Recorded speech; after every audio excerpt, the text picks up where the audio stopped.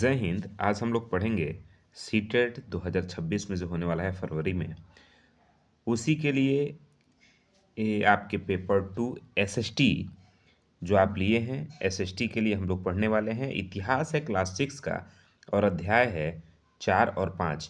अध्याय में टॉपिक आप देखेंगे है क्या बताती हैं हमें किताबें और कब्रें, राज्य, राजा और एक प्रारंभिक गणराज्य। ये है टॉपिक आज का हमारा।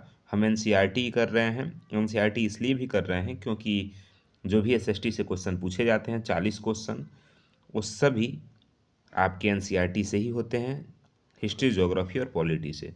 आइए बिना देरी किए आज के हम क्लास पे चलते हैं। ये है आपका सिलेबस एनसीईआरटी के सीटेट के द्वारा जो आपको बताया गया है। हम इसको पहले टॉपिक को कवर कर चुके हैं, दूसरा भी कर लिए हैं, तीसरा प्रथम शहर भी कर लिए हैं। अब आज हम लोग पढ़ रहे हैं प्रारंभिक राज्य और नए विचार। ठीक है ना। 2 टॉपिक आज का हमारा है। इसके तुरंत बाद अगला टॉपिक आपका आने वाला है जिसमें आप पढ़ेंगे पहला साम्राज्य और दूर देशों के साथ संपर्क। इसके जस्ट बाद वो वीडियो आप तक पहुंचेगा। चलिए स्टार्ट करते हैं। उससे पहले चैनल पर नए हैं तो सब्सक्राइब कर लीजिएगा और वीडियो पसंद आए तो लाइक शेयर करिएगा। आपको इसी तरह के टीचिंग से रिलेटेड एग्ज़ाम की तैयारी करवाई जाती है यहाँ पे। आइए पहला क्वेश्चन है, और ये सभी एनसीईआरटी से लिए गए हैं क्वेश्चन, इस बात का ध्यान रखेंगे। सबसे पुराने वेद यानी ऋग्वेद की रचना लगभग कितने वर्ष पूर्व हुई थी? तो जिसका सही जवाब है वो है 3500 वर्ष। ठीक है ना। आप सभी जानते हैं वेद 4 हैं। कितने? 4 वेद हैं। वेदों की संख्या कुल 4 है। ऋग्वेद है, यजुर्वेद है, सामवेद है, फिर अथर्ववेद है। सबसे पुराना यानी प्राचीन वेद है ऋग्वेद और सबसे नया यानी नवीन वेद है अथर्ववेद। ऋग्वेद में कुल 10 मंडल हैं और 1028 सूक्त है। सूक्त यानी मंत्र हैं। ठीक है ना। और 10 मंडल है। इसमें आपके अग्नि, सोम और इंद्र 3 देवताओं का प्रमुख रूप से वर्णन है। अगले क्वेश्चन की तरफ चलते हैं। अगला क्वेश्चन है ऋग्वेद में शामिल सूक्त का अर्थ क्या होता है? तो अभी आपने जाना, अच्छी तरह से बोला गया उसे क्या कहते हैं? सूक्त कहते हैं, प्रार्थना कहते हैं, ऋचा कहते हैं। ठीक है ना। ध्यान रखिएगा, सूक्त, ऋचा या प्रार्थना, हम इसको विभिन्न नामों से जानते हैं जिसमें देवी देवताओं की स्तुति की गई है। ठीक है ना। देखिए वेदों को पहले सुन के लोग पढ़ते थे, इसलिए वेद का दूसरा नाम है श्रुति। ध्यान रखिएगा, वेदों का दूसरा नाम श्रुति है। चलिए अगले क्वेश्चन की तरफ हम बढ़े तो अगला क्वेश्चन है ऋग्वेद में किन 3 देवताओं का विशेष रूप से उल्लेख महत्वपूर्ण है? तो अभी मैंने आपको बताया इंद्र, अग्नि और सोम। ठीक है ना। ऋग्वेद का पहला ही मंत्र है अग्नि मिले पुरोहितम, ऐसे करके है आपका ऋग्वेद का पहला ही मंत्र। ऋग्वेद में अग्नि जो है आग के देवता हैं, इंद्र जो हैं युद्ध के देवता हैं और सोम एक प्रकार का खास पेय पदार्थ का पौधा है। ठीक है ना। ऋग्वेद की भाषा के संदर्भ में कौन सा कथन सत्य है? तो देखिए इसका सही विकल्प है ऑप्शन नंबर बी। यह एक प्राक संस्कृत यानी वैदिक संस्कृत में लिखी गई भाषा है ऋग्वेद। ठीक है ना। ऋग्वेद किस में लिखा गया है? वैदिक संस्कृत में। ध्यान रखेंगे आप। ऋग्वेद का उच्चारण और श्रवण किया जाता था, न कि उन्हें पढ़ा जाता था। इसे लिखित रूप कब दिया गया? तो मेरे भाई लगभग आज से 200 साल पहले की बात है। 200 साल पहले ही ऋग्वेदों को लिखित रूप में दिया गया था। इससे पहले सुन करके पढ़ा जाता था, इसीलिए वेदों का एक और नाम है श्रुति। ठीक है ना। ऋग्वेद में विश्वामित्र नामक ऋषि किन 2 नदियों के बीच संवाद का वर्णन है? तो वह आपके है व्यास और सतलज नदी के बीच संवाद का वर्णन किया गया है ऋग्वेद में। ठीक है ना। चलिए अगले क्वेश्चन की तरफ बढ़ें तो ऋग्वेद में गंगा और यमुना नदी का उल्लेख कितनी बार हुआ है? तो यह मात्र एक बार हुआ है, केवल एक बार हुआ है। ये बात ध्यान रखेंगे। खासकर इसमें सिंधु, ऋग्वेद में सिंधु और उनकी सहायक नदियों का बार बार वर्णन मिलता है। चलिए अगले क्वेश्चन की तरफ चले। अगला क्वेश्चन है क्वेश्चन नंबर 8। आप ध्यान देंगे ऋग्वेद के काल में जन या वीस शब्द का प्रयोग किसके लिए किया जाता था? तो देखिए मेरे भाई, यह किया जाता था आपकी पूरी जनता या किसी एक समुदाय के लिए किया जाता था। जैसे भरत, जन यानी समूह। ठीक है ना। किसी एक समूह के लिए किया जाता था। ठीक है ना। बात क्लियर हो रहा है। देखिए, किसी एक समुदाय को सूचित करने के लिए जन और विश शब्द का प्रयोग किया जाता था, जैसे पुरुजन, भरतजन, यदुजन, ठीक है ना। दस्यु या दास किन्हें कहा जाता था ऋग्वेद के अनुसार? तो देखिए, दस्यु या दास कहा जाता था जो यज्ञ नहीं कर सकते थे और जो दूसरी भाषाएं बोलते थे, उन्हें दस्यु या दास कहा जाता था। ऋग्वेद के रचनाकार स्वयं को आर्य कहते थे और अपने पुरोहितों अपने विरोधियों को दस्यु कहते थे। बाद में दास शब्द का अर्थ गुलाम हो गया, ठीक है ना। आगे बढ़ेंगे हम। ऋग्वेद काल में युद्ध मुख्य रूप से किस किस लिए लड़े जाते थे? तो ये जमीन के लिए और चरगाहों के लिए भी, पानी के स्रोत के लिए भी और लोगों को बंदी बनाने के लिए भी। तो उपयुक्त सही विकल्प है ऑप्शन नंबर डी, यानी ये सभी, ठीक है ना। अभी आपको ये क्वेश्चन आसान लग रहे होंगे, जैसे जैसे आप क्लास आगे बढ़ते जाएंगे क्वेश्चन आपके और कठिन होते जाएंगे और आपको लगेगा कि हाँ, आप अब अच्छा कर रहे हैं। बाकी ये पूरा वीडियो कर रहे हैं और उसके बाद आप बताइएगा कि आपको आपके कुल कितने क्वेश्चन सही हुए हैं, ठीक है ना। पूरे क्वेश्चन करने के बाद आप बताइएगा कि आपके कितने क्वेश्चन सही हो रहे हैं। अगला क्वेश्चन है, महापाषाण शब्द का शाब्दिक अर्थ है। तो ये होता है महा मतलब बड़ा, पाषाण यानी पत्थर, बड़ा पत्थर। देखिए, एक किताब में था तो मैंने ले लिया है। मुझे मालूम है कि ये वाला क्वेश्चन उतना इम्पोर्टेंट नहीं है। अब चूंकि था तो मैं उसी क्रम में इसको यहाँ पे ले लिया हूँ, आपके लिए रख लिया हूँ, ठीक है ना। महापाषाण कब्रें बनाने की प्रथा लगभग कितने वर्ष पूर्व शुरू हुई? अब ये आपको बताना है। ये बढ़िया क्वेश्चन है, सही क्वालिटी का क्वेश्चन है। तो ये है आपके 3000 वर्ष पूर्व। यह प्रथा दक्कन, दक्षिण भारत, उत्तर पूर्वी भारत और कश्मीर में प्रचलित थी, ठीक है ना। महापाषाण काल में कब्र बनाने की प्रथा। महापाषाण कब्रों में पाए जाने वाले बर्तनों को किस नाम से जाना जाता है? वेरी वेरी इंपॉर्टेंट है, इसको स्टार लगा के नोट करिए, ध्यान रखिएगा। तो ये होते थे काले लाल मिट्टी के बर्तन, ब्लैक एंड रेड वेयर इसको कहते हैं, ठीक है ना। तो सही विकल्प है आपका ऑप्शन नंबर बी। देखिए, कब्रों में मृत व्यक्ति के साथ बर्तन भी दफनाए जाते थे जिन्हें ब्लैक एंड रेड वियर के नाम से जाना जाता था। अगला क्वेश्चन है, ब्रह्मगिरी में एक कब्र से 33 सोने के मनके और शंख मिले हैं जबकि दूसरी कब्रों में केवल मिट्टी के बर्तन। यह क्या दर्शाता है? ध्यान रखिएगा। पहली बात तो ये है कि 33 सोने के मनके और एक शंख मिला है ब्रह्मगिरी की एक कब्र में। कहाँ के कब्र में? तो ब्रह्मगिरी के। तो अब सवाल ये है कि यह क्या, और दूसरे कब्र में मिट्टी के बर्तन मिले हैं, तो यह क्या दर्शाता है? देखिए मेरे भाई, यह दर्शाता है कि दफनाने वाले लोगों की सामाजिक स्थिति में भी भिन्नता थी, ठीक है ना। अगर मिलान करने वाले क्वेश्चन आ जाएं इस तरह के, तो आपको ध्यान रखना है। कब्रों में पोर्ट होल का प्रयोग क्यों किया जाता था? देखिए, इस तरह के मिलाने वाले प्रश्न भी आ जाएंगे। एक तरफ कब्र लिखा होगा, एक तरफ पोर्ट होल लिखा होगा, किसका? तो पोर्ट होल का संबंध कब्र से है। ये मिलाने वाले में भी ध्यान रखिएगा कि इस तरह के क्वेश्चन आते हैं। तो ऑप्शन नंबर सी सही है, यानी परिवार के अन्य सदस्यों को उसी रास्ते से दोबारा दफनाने के लिए पोर्ट होल का प्रयोग किया जाता था, उपयोग होता था, ठीक है ना। अगले क्वेश्चन की तरफ बढ़ें। इनाम गांव किस नदी के किनारे स्थित एक पुरा स्थल है? तो देखिए, यह आपके भीमा की सहायक नदी जो घोड़ा है उसके किनारे स्थित है।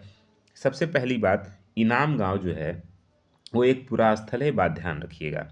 उसके बाद भीमा नदी की सहायक नदी जो है घोड़ा नदी है। इनाम गांव कहाँ है? तो भीमा नदी के किनारे, या भीमा नदी की जो सहायक नदी है घोड़ा, उसके किनारे, ठीक है ना। अगले क्वेश्चन की तरफ बढ़ें। तो इनाम गांव में लोगों को कैसे दफनाया जाता था? तो यह दफनाया जाता था उत्तर की ओर सिर करके और सीधा लेटा करके, ठीक है ना। अगला क्वेश्चन है, चरक संहिता नामक प्रसिद्ध पुस्तक किसने लिखी है? तो वह लिखे हैं चरक ऋषि। कौन लिखे हैं? चरक, ठीक है ना। लगभग आज से 2000 साल पहले चरक ने यह आयुर्वेद की प्रसिद्ध पुस्तक लिखी है। किससे संबंधित है? तो आयुर्वेद से संबंधित है चरक संहिता। चरक के अनुसार मानव शरीर में कुल कितनी हड्डियां होती हैं? तो यह होती है 360 और आधुनिक विज्ञान के अनुसार 206। ध्यान रखिएगा। अगले क्वेश्चन की तरफ बढ़ें। तो अगला क्वेश्चन है, संस्कृत भाषा निम्नलिखित में से किस भाषा परिवार का हिस्सा है? तो देखिए, यह है आपके भारोपीय भाषा परिवार का हिस्सा। जब आप पढ़ेंगे संस्कृत, हिंदी, गुजराती, अंग्रेजी, फ्रांसीसी और जर्मन जैसी भाषाएं भारोपीय परिवार का हिस्सा है और उन्हें एक ही परिवार का हिस्सा इसलिए कहा जाता है क्योंकि इन सभी के लैंग्वेज लगभग लगभग लगभग मिलते जुलते हैं। जैसे संस्कृत में मातृ शब्द है, हिंदी में माँ है और अंग्रेजी में मदर है। सभी एक दूसरे से मिलते जुलते हैं। भारत के पूर्वोत्तर राज्यों में बोली जाने वाली भाषाएं किस परिवार की हैं? तो ध्यान रखिए, सही विकल्प है तिब्बत वर्मा परिवार की भाषाएं हैं भारत के पूर्वोत्तर राज्य में जो बोली जाती हैं। भारत के उत्तर पूर्वी राज्यों में जैसे नागालैंड मणिपुर में तिब्बत वर्मा परिवार की भाषाएं बोली जाती हैं, जबकि भारत की दक्षिण भारत हिस्से में वहाँ पे दक्षिण भारत की भाषाएं जैसे तमिल, तेलुगु, कन्नड़, मलयालम जो है वो द्रविड़ परिवार की भाषा है। बात क्लियर हो रहा है? चलिए अगले प्रश्न की तरफ अगर हम चलें तो अगला प्रश्न है, ऋग्वेद में प्रयुक्त विष शब्द का संबंध निम्नलिखित में से किससे है? तो यह वैश्य समुदाय के जो लोग होते हैं उनके लिए विष शब्द का प्रयोग किया गया है। ध्यान रखिएगा मेरे भाई। अगले क्वेश्चन की तरफ चले, ऋग्वेद काल में राजा के संदर्भ में कौन सा कथन असत्य है यानी सत्य नहीं है? तो असत्य कथन है राजा की मृत्यु के बाद उनका बेटा अपने आप ही शासक बन जाता था। ऐसा ऋग्वेद काल में ऐसा कोई भी प्रचलन नहीं था कि राजा का बेटा स्वयं राजा बन जाए। देखिए ऋग्वेद काल के राजा बाद के समय के राजाओं जैसे नहीं थे। न तो उनके पास राजधानी होती थी, न सोना, न ही कोई टैक्स लेते थे। सबसे महत्वपूर्ण बात यह थी कि राजा का पद वंशानुगत नहीं होता था। ये ध्यान रखिएगा, वेरी वेरी इंपॉर्टेंट है। ऋग्वेद काल में राजा का जो पद होता था वो वंशानुगत नहीं होता था। बेटा अपने आप शासक नहीं बनता था। ठीक है ना? चलिए अगला क्वेश्चन है, अश्वमेध यज्ञ में छोड़े गए घोड़े को रोकने वाले राजा को क्या करना पड़ता था? अब देखिए, अब जो हम क्वेश्चन कर रहे हैं, अभी तक हम क्वेश्चन कर रहे थे अध्याय 5 का, अब हम लोग को अध्याय 4 का, अब हम लोग क्वेश्चन कर रहे हैं अध्याय 5 का। ठीक है ना? अध्याय 5 के सभी प्रश्न हैं। तो अब बताइएगा, अश्वमेध यज्ञ में छोड़े गए घोड़े को रोकने वाले राजा को क्या करना पड़ता था? तो युद्ध करना पड़ता था। ठीक है ना?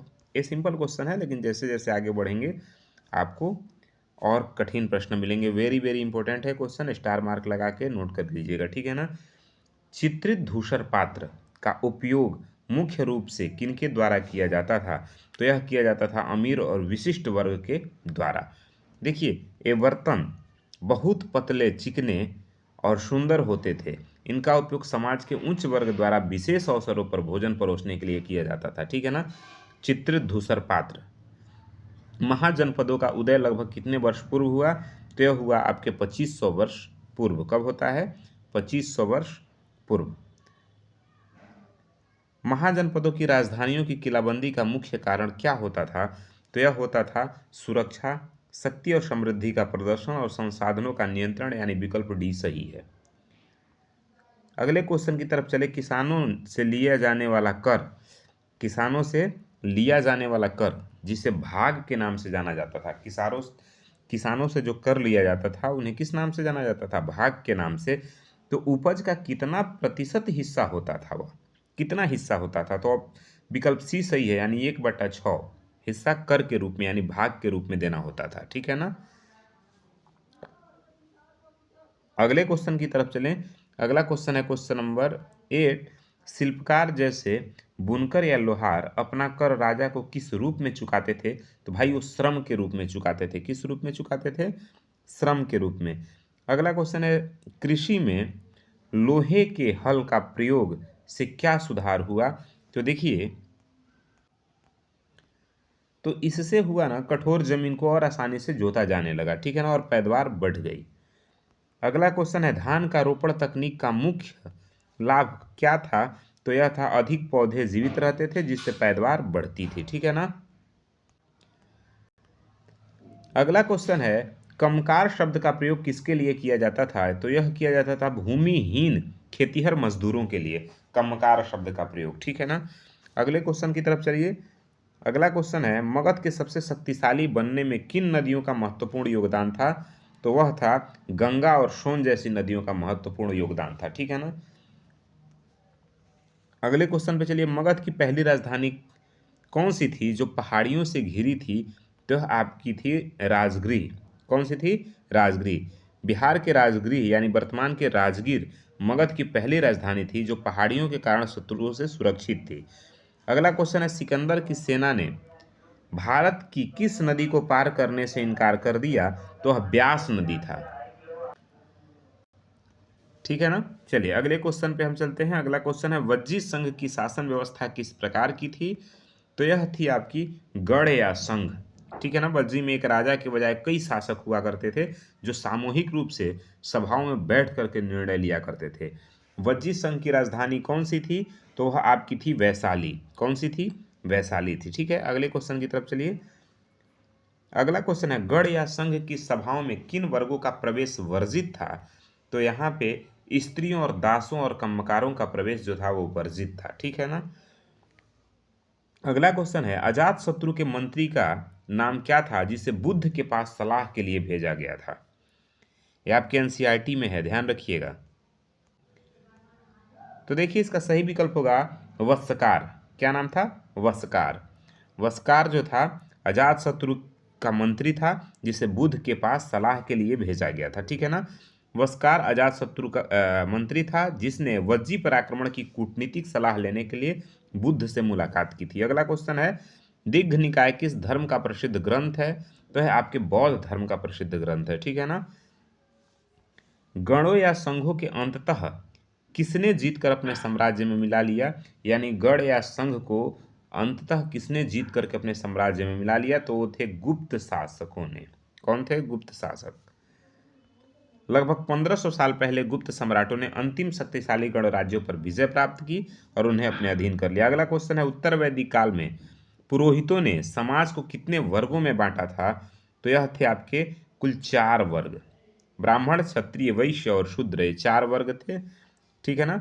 वर्ण व्यवस्था के अनुसार वेदों के अध्ययन की मनाही किनके लिए थी? तो यह थी आपके शूद्रों और महिलाओं के लिए। अगले क्वेश्चन की तरफ चले। मगध के जंगलों से राजा को सेना के लिए क्या महत्वपूर्ण संसाधन मिलता था? तो यह मिलता था हाथी। ठीक है ना। मगध के जंगलों में प्रचुर मात्रा में हाथी थे जिन्हें पकड़कर और प्रशिक्षित कर सेना में शामिल किया जाता था। अगला क्वेश्चन है, आहत सिक्के किस युग की विशेषता है? तो आहत सिक्के जो है ना वो महाजनपद काल की विशेषता है।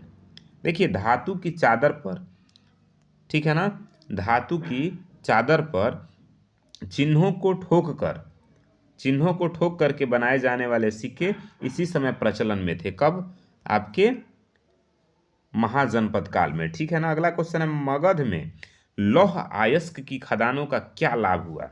तो देखिए इसका लाभ हुआ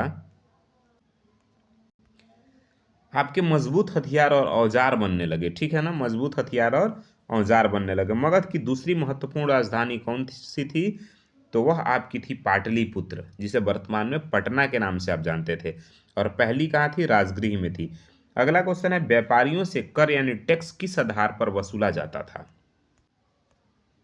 देखिए इसका जो सही विकल्प है वो ऑप्शन नंबर बी है, यानी वस्तुओं की खरीद और बिक्री पर व्यापारियों से टैक्स लिया जाता था। ठीक है ना।